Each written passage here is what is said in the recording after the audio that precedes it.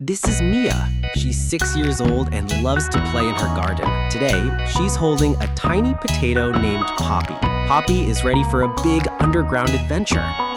Mia grabs her little shovel and digs into the soil.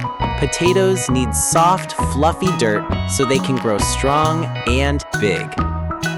Mia gently places Poppy into the soil, about 3 inches deep. She tucks her in and gives her a smile.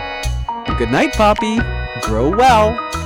Every morning, Mia waters the soil and checks on Poppy. The sun shines, the rain falls, and the garden is happy. After 2 weeks, little green sprouts pop out of the ground. Poppy is waking up. Under the soil, Poppy is hard at work.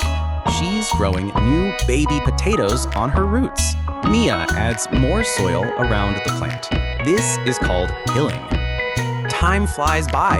1 week, 2 weeks, even more. After 8 to 12 weeks, the leaves turn yellow. That means Poppy and her potato family are ready.